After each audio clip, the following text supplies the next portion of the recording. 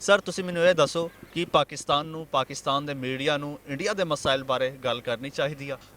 मेरे ख्याल है कि इंडिया नेबरिंग कंट्री है और ਉਹਦੇ ਇਸ਼ੂਜ਼ ਦੇ ਬਾਰੇ ਗੱਲ ਕਰਨਾ ਚੰਗੀ ਗੱਲ ਹੈ, ਕੋਈ ਮੰਦੀ ਗੱਲ ਨਹੀਂ ਹੈਗੀ ਹੈ ਕਿ ਅੱਜ ਕੱਲ ਪੂਰੀ ਦੁਨੀਆ ਹੀ ਇੱਕ ਲਿਹਾਜ਼ ਨਾਲ ਗਲੋਬਲ ਵਿਲੇਜ ਬਣ ਚੁੱਕਿਆ ਹੈ। ਤੇ ਜਦੋਂ ਅਸੀਂ ਦੂਜੇ ਮਮਾਲਿਕ ਜਾਂ ਦੂਜੇ ਗਰੋਹਾਂ ਦਾ ਦੂਜੇ ਕੌਮਾਂ ਦੀਆਂ ਦੇ ਮਸਾਇਲ ਨੂੰ ਅਸੀਂ ਡਿਸਕਸ ਕਰਨੇ ਆ, ਸ਼ੇਅਰ ਕਰਨੇ ਆ, ਤੇ ਹਕੀਕਤਨ ਸਾਨੂੰ ਆਪਣੇ ਮਸਾਇਲ ਸਮਝਣ ਵਿੱਚ ਇਹ ਗੱਲ ਮਦਦ ਮਿਲਦੀ ਹੈ, ਆਸਾਨੀ ਹੁੰਦੀ ਹੈ। ਇਸ ਵਾਸਤੇ ਸਾਨੂੰ ਦੂਸਰੇ ਮਮਾਲਿਕ ਭਾਵੇਂ ਇੰਡੀਆ ਹੋਵੇ ਭਾਵੇਂ ਕੋਈ ਹੋਰ ਮੁਲਕ ਹੋਵੇ ਉਹਨਾਂ ਦੇ ਬਾਰੇ ਗੱਲ ਕਰਨਾ, ਉਹਨਾਂ ਦੇ ਇਸ਼ੂਜ਼ ਨੂੰ ਡਿਸਕਸ ਕਰਨਾ ਤੇ ਉਹਨਾਂ ਦੇ ਮਸਾਇਲ ਦੇ ਹੱਲ ਤਲਾਸ਼ ਕਰਨਾ ਦੇ ਬਾਰੇ ਗੁਫ਼ਤਗੂ ਕਰਨਾ ਇਹ ਅੱਛੀ ਗੱਲ ਹੈ। ਇਹ ਇੱਕ ਇਨਡਾਇਰੈਕਟ ਇੰਟੈਲੈਕਚੁਅਲ ਐਫਰਟ ਹੁੰਦੀ ਹੈ ਆਪਣੇ ਮਸਾਇਲ ਨੂੰ ਸਮਝਣ ਦੀ ਔਰ ਆਪਣੇ ਮਸਾਇਲ ਦੇ ਹੱਲ ਤਲਾਸ਼ ਕਰਨ ਦੀ। ਇਸ ਵਾਸਤੇ ਸਾਨੂੰ ਉਹਨਾਂ ਦੇ ਜਿਹੜੇ ਵੀ ਮਸਾਇਲ ਨੇ, ਮਸਲਨ ਅੱਜ ਕੱਲ੍ਹ ਉਹਨਾਂ ਦੇ ਕਿਸਾਨਾਂ ਦੇ ਮਸਾਇਲ ਦਾ ਇਤਜਾਜ ਚੱਲ ਰਿਹਾ ਹੈ, ਸਾਨੂੰ ਉਸ ਨੂੰ ਡਿਸਕਸ ਕਰਨਾ ਚਾਹੀਦਾ ਹੈ ਕਿ ਉਹਨਾਂ ਦਾ ਇਸ਼ੂ ਕੀ ਹੈ, ਕਿਸਾਨ ਕਿਉਂ ਇੰਨੇ ਆਪਣੀ ਹਕੂਮਤ ਦੇ ਖਿਲਾਫ ਹੋਏ ਨੇ ਤੇ ਉਹਨਾਂ ਦੀ ਆਪਣੀ ਹਕੂਮਤ ਕਿਉਂ ਵੱਡੀ ਜ਼ਿੱਦੀ ਬਣ ਕੇ ਬੈਠੀ ਹੋਈ ਹੈ। ਜਦੋਂ ਅਸੀਂ ਉਹਨਾਂ ਦੀ ਹਕੂਮਤ ਦੀ ਜ਼ਿੱਦ 'ਤੇ ਅਸੀਂ ਗੌਰ ਕਰਾਂਗੇ ਤੇ ਸਾਨੂੰ ਆਪਣੀ ਹਕੂਮਤ ਦੀ ਜ਼ਿੱਦ ਸਮਝ ਆ ਜਾਏਗੀ ਕਿ ਸਾਡਾ ਵਜ਼ੀਰ ਆਜ਼ਮ ਵੀ 7 ਦਿਨ ਮੱਛ ਕੋਇਟਾ ਦੇ ਮਈਤਾਂ ਦੇ ਨਾਲ ਜ਼ਿੱਦ ਕਰਕੇ ਬੈਠਾ ਰਿਹਾ 7 ਦਿਨ ਕਿ ਪਹਿਲੇ ਮੁਰਦਿਆਂ ਤੁਸੀਂ ਦਫਨ ਹੋ ਜਾਓ ਫਿਰ ਮੈਂ ਤੁਹਾਡੇ ਕੋਲ ਆਵਾਂਗਾ। ਤੇ ਉਹ ਇਹ ਜਿਹੜੇ ਸਾਡੇ ਪ੍ਰਾਈਮ ਮਿਨਿਸਟਰ ਨੇ ਜਿਹੜੀ ਜ਼ਿੱਦ ਕੀਤੀ ਹੈ ਇਹ ਅਸੀਂ ਸਮਝ ਸਕਦੇ ਹਾਂ ਮੋਦੀ ਦੀ ਜ਼ਿੱਦ 'ਤੇ ਗੌਰ ਕਰਕੇ। ਤੇ ਜਿਸ ਤਰ੍ਹਾਂ ਮੋਦੀ ਜ਼ਿੱਦੀ ਬੰਦਾ ਕਿਸਾਨਾਂ ਦੀ ਗੱਲ ਨਹੀਂ ਪਿਆ ਸੁਣਦਾ, ਇਸ ਤਰ੍ਹਾਂ ਸਾਡੇ ਵਜ਼ੀਰ ਆਜ਼ਮ ਨੇ ਬੜੀ ਜ਼ਿੱਦ ਕੀਤੀ ਤੇ ਸਾਡੇ ਸ਼ਹੀਦ ਜਿਹੜੇ 11 ਸ਼ਹੀਦ ਹੋਏ ਨੇ ਮੱਛ ਕੋਇਟਾ ਦੇ ਵਿੱਚ ਉਹਨਾਂ ਦੀ ਗੱਲ ਨਹੀਂ ਸੁਣੀ। ਅੱਛਾ ਸਰ, ਤੁਸੀਂ ਕੀ ਸਮਝਦੇ ਹੋ ਕਿ ਮੋਦੀ ਜਿਹੜਾ ਇਸ ਟਾਈਮ ਜ਼ਿੱਦ ਕਰਕੇ ਬੈਠਾ ਜਾਂ ਉਹਨਾਂ ਦੇ ਜਿਹੜੇ ਮੰਗ ਹੈ ਕਿਸਾਨਾਂ ਦੀ ਉਹ ਮੰਗ ਗਲਤ ਹੈ ਜਾਂ ਮੋਦੀ ਦੀ ਜ਼ਿੱਦ ਹੈ? ਦੇਖੋ ਦੋ ਗੱਲਾਂ ਨੇ। ਪਹਿਲੀ ਗੱਲ ਇਹ ਵੇ ਕਿ ਜਦੋਂ ਕੋਈ ਬੰਦਾ ਇਤਜਾਜ ਕਰਦਾ ਹੈ ਤੇ ਉਹਨਾਂ ਦੇ ਇੱਕ ਪ੍ਰੋਸੈਸ ਦੀ ਗੱਲ ਹੁੰਦੀ ਹੈ ਕਿ ਉਹਨੂੰ ਰਿਸਪਾਂਸ ਗਵਰਨਮੈਂਟ ਕੀ ਦਿੰਦੀ ਹੈ। ਦੂਸਰੀ ਗੱਲ ਇਹ ਹੁੰਦੀ ਹੈ ਕਿ ਉਸ ਦਾ ਮਸਲੇ ਦਾ ਹੱਲ ਗਵਰਨਮੈਂਟ ਕੀ ਪੇਸ਼ ਕਰਦੀ ਹੈ।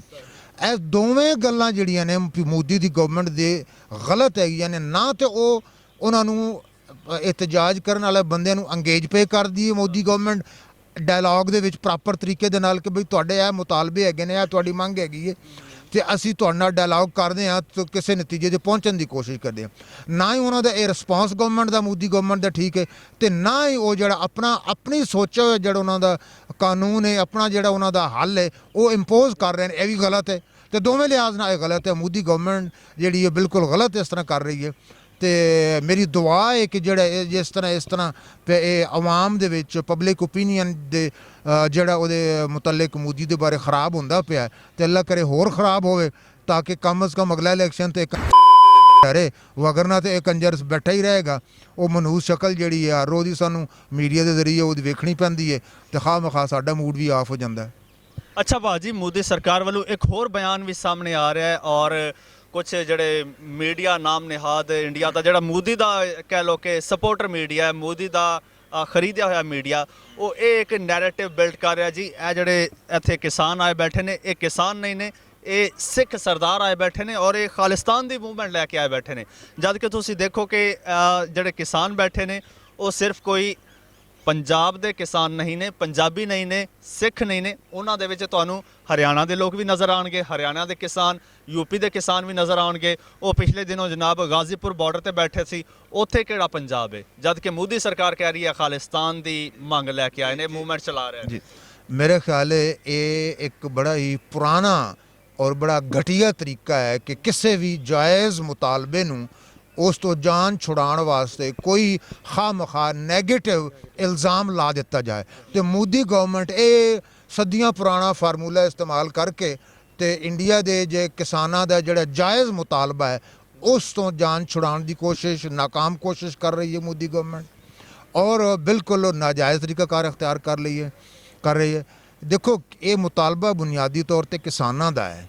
ਇਹ ਅਲੱਗ ਗੱਲ ਹੈ ਕਿ ਇਹ ਜ਼ਿਆਦਾ ਜਿਹੜਾ ਵਜ਼ਨ ਪਾਇਆ ਜਾਂ ਸ਼ੁਰੂ ਗੱਲ ਕੀਤੀ ਉਹ ਉਹਨਾਂ ਨੇ, ਉਹ ਕਿਸਾਨ ਪੰਜਾਬ ਨਾਲ ਤਾਲੁਕ ਰੱਖਦੇ ਨੇ ਤੇ ਉਹ ਸਿੱਖ ਨੇ। ਹੁਣ ਕੋਈ ਵੀ ਹੋਏਗਾ, ਜਦੋਂ ਵੀ ਕੋਈ ਕਿਸਾਨ ਹੋਏਗਾ ਉਹ ਕੋਈ ਤਾਂ ਉਹਦੀ ਆਪਣਾ ਕੋਈ ਤਾਂ ਉਹਦਾ ਮਜ਼ਹਬ ਹੋਏਗਾ, ਕੋਈ ਤਾਂ ਉਹਦੀ ਮਾਦਰੀ ਜ਼ੁਬਾਨ ਹੋਏਗੀ ਤੇ ਤੁਸੀਂ ਉਹ ਬਜਾਏ ਉਸ ਮੁਤਾਲਬੇ ਤੇ ਤਵੱਜੋ ਦੇਣ ਦੇ ਤੁਸੀਂ ਇਹ ਉਹਦੀ ਮਾਦੀ ਜ਼ਬਾਨ ਜਾਂ ਉਹਦੇ ਲਿਸਾਨੀਅਤ, ਉਹਦੇ ਮਜ਼ਹਬ ਜਾਂ ਉਹਦੀ ਇਲਾਕਾਈਅਤ ਨੂੰ ਉਜਾਗਰ ਕਰਕੇ ਤੇ ਖਾਮਖਾ ਤੁਸੀਂ ਉਹ ਇਲਜ਼ਾਮ ਲਾਣਾ ਸ਼ੁਰੂ ਕਰ ਦਿਓ ਤੇ ਕੋਈ ਗਵਰਨਮੈਂਟ ਵੀ ਇਹ ਕਰੇ ਤੇ ਇਹ ਸਰਾਸਰ ਗਲਤ ਹੋਏਗਾ।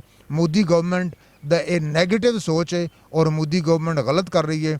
ਇਹ ਭਾਰਤ ਦੇ ਕਿਸਾਨ ਨੇ ਜਿਨ੍ਹਾਂ ਦਾ ਇਹ ਮਸਲਾ ਹੈ, ਇਹਦਾ ਕੋਈ ਖਾਲਿਸਤਾਨ ਦੀ ਮੂਵਮੈਂਟ ਨਾਲ ਕੋਈ ਤਾਲੁਕ ਨਹੀਂ।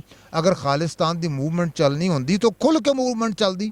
ਬਿਲਕੁਲ ਇਹ ਕੀ ਇਹ ਕਾਨੂੰਨ ਪੁੱਠੇ ਫੜਨ ਦਾ ਤੇ ਕੋਈ ਫਾਇਦਾ ਕੋਈ ਨਹੀਂ, ਨਾ ਇਹਦਾ ਕੋਈ ਮਕਸਦ ਹੈ। ਮੂਵਮੈਂਟ ਤੇ ਕਦੇ ਕਾਮਯਾਬ ਹੁੰਦੀ ਨਹੀਂ ਪੁੱਠੇ ਤਰੀਕੇ ਨਾਲ। ਮੂਵਮੈਂਟ ਤੇ ਕਦੇ ਵੀ ਹੋਵੇ, ਹੁਣ ਸਾਡੇ ਮੁਲਕ 'ਚ ਮੂਵਮੈਂਟ PDM ਚੱਲਦੀ ਪਈ ਹੈ, ਉਹਨਾਂ ਨੇ ਕਦੇ ਨਹੀਂ ਕਾਨੂੰਨ ਇਸ ਤਰ੍ਹਾਂ ਪੁੱਠਾ ਕਦੇ ਨਹੀਂ ਫੜਿਆ। ਉਹ ਸਿੱਧੇ ਹੀ ਕਾਨੂੰਨ ਫੜਦੇ ਨੇ ਤੇ ਕਹਿੰਦੇ ਨੇ ਕਿ ਅਸੀਂ ਮੌਜੂਦਾ ਗਵਰਨਮੈਂਟ ਤੋਂ ਜਾਨ ਛੁਡਾਉਣਾ ਚਾਹੁੰਦੇ ਹਾਂ, ਕਿਉਂਕਿ ਮੌਜੂਦਾ ਗਵਰਨਮੈਂਟ ਨੇ ਪਾਕਿਸਤਾਨ ਨੂੰ ਤਬਾਹ ਕਰ ਦਿੱਤਾ ਹੈ। ਇਹ ਮਹਿੰਗਾਈ ਦੀ ਮਾਂ ਹੈ ਇਹ ਗਵਰਨਮੈਂਟ, ਇਹ ਝੂਠ ਦੀ ਨਾਨੀ ਹੈ ਗਵਰਨਮੈਂਟ, ਅੱਛਾ ਭਾਜੀ, ਤੇ ਯੂ ਟਰਨ ਦੀ ਦਾਦੀ ਹੈ ਗਵਰਨਮੈਂਟ। PDM ਵਾਲੇ ਬੜੇ ਵਾਜ਼ਿਹ ਤੌਰ ਤੇ ਕਹਿ ਰਹੇ ਨੇ ਤੇ ਫਿਰ ਇਹ ਤਹਿਰੀਕ ਚੱਲਦੀ ਪਈ ਹੈ। ਇਹ ਕੋਈ ਛੁਪੀ ਹੋਈ ਤੇ ਕੋਈ ਨਹੀਂ। ਇਸੇ ਤਰ੍ਹਾਂ ਅਗਰ ਉਹਨਾਂ ਦੀ ਭਾਰਤੀ ਕਿਸਾਨਾਂ ਦੀ ਤਹਿਰੀਕ ਕੋਈ ਛੁਪੀ ਢਕੀ ਤਹਿਰੀਕ ਹੁੰਦੀ ਤੇ ਉਹ ਇੰਜ ਨਾ ਹੁੰਦਾ। ਇਹ ਉਹ ਕਿਸਾਨਾਂ ਦੇ ਹੀ ਮਸਾਇਲ ਨੇ, ਇਹ ਕੋਈ ਉਹਦੇ 'ਚ ਖਾਲਿਸਤਾਨ ਦੀ ਮੂਵਮੈਂਟ ਨਹੀਂ ਹੈਗੀ ਹੈ। ਵੈਸੇ ਅਗਰ ਖਾਲਿਸਤਾਨ ਦੀ ਮੂਵਮੈਂਟ ਅਗਰ ਉੱਠੇ ਤਾਂ ਮੇਰੇ ਖਿਆਲ ਇਹ ਚੰਗਾ ਹੀ ਹੋਏਗਾ।